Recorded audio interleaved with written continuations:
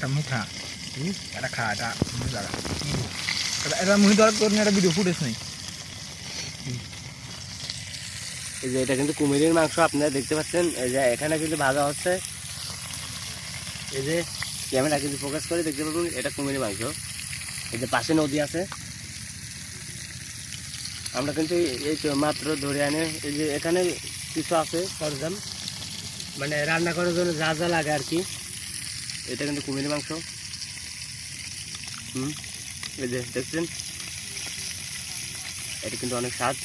এই যে ক্যামেরাম্যানকে একটু দিলাম। আর এই যে